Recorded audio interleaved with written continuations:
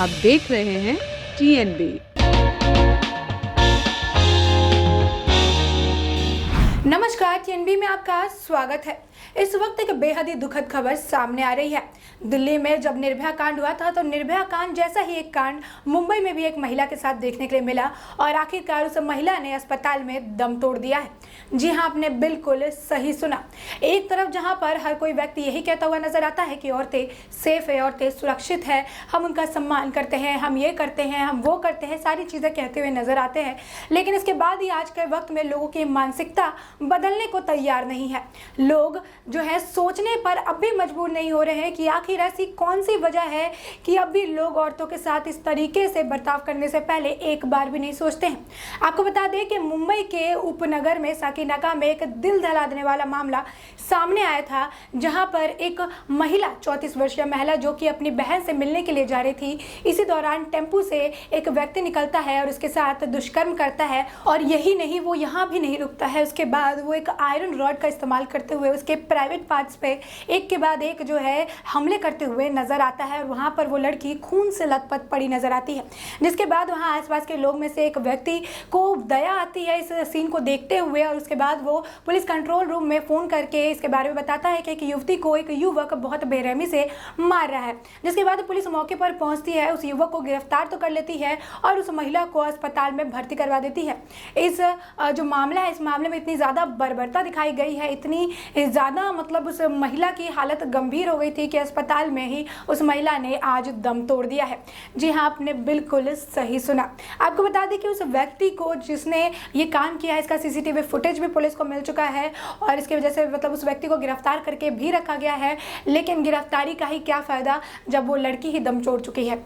और सबसे बड़ी चीज़ है कि अभी भी लोग जो है, प्रशासन जो है, सरकार जो है औरतों की सेफ्टी की बात कहता हुआ नजर आता है। हमारा समाज जो है औरतों की सम्मान करने की बात करते रहता है, लेकिन इसी तरीके की घटना जब हो रही होती है तो लोग वहाँ पे मुख्य दर्शक बन के खड़े रहते हैं। कभी आपने सोचा है कि अगर जिस वक्त ये कांड हो रहा था उस वक्त अगर एक व्यक्ति ने हिम्मत करके पुलिस को फ़ोन नहीं की होती तो शायद ये बात पता भी नहीं चलता, शायद ये जो अपराधी है जो पकड़ा गया ये पकड़ा भी नहीं जाता। ये बहुत ही ज़्यादा शर्म की बात है कि अब भी इतना कुछ हो जाने के बाद भी लोग अब तक मुख्य दर्शक बनकर चीजें देखना पसंद करते हैं। कोई बीच में जाके बीच बचाव करने की कोशिश करता हुआ भी नहीं नजर आता है। आपको बता दें कि इस महिला का कसूर सिर्फ इतना था कि वो रात के वक्त अपनी बहन से मिलने के लिए निकली थी और उसे पता नहीं था कि ये दिन उसका आखिरी दिन होने वाला है और उसके साथ इस तरीके की दरिंदगी होने वाली है।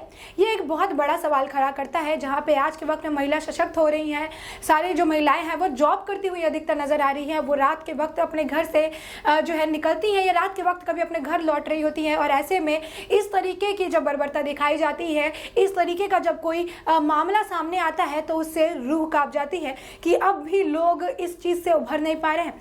कहाँ पर कमी है ये देखने की जरूरत है, क्योंकि निर्भया कांड के बाद भी इसी ब्रूटल तरीके से निर्भया के साथ जो है सलूक किया गया था, दरिंदगी दिखाई गई थी, जिसके बाद लोगों ने कैंडल मार्च निकाले थे, लोग आंदोलन करने पर बैठ गए थे और आखिरकार बहुत सालों बाद जो है निर्भया को समाज की वजह से, लोगों की वजह से, जो है मीडिया प्रेशर के वजह से आखिरकार इंसाफ तो मिल जाता है। लेकिन एक और निर्भया अब सामने देखने को मिल रही है और ये कई सारे सवाल खड़ा करती है कि आखिरकार ये क्यों बंद नहीं हो रहा है, आखिरकार लोग अब भी क्यों नहीं समझ रहे हैं, आखिरकार क्या भारतीय कानून इतनी मजबूत नहीं है कि इन दरिंदों को रोक सके।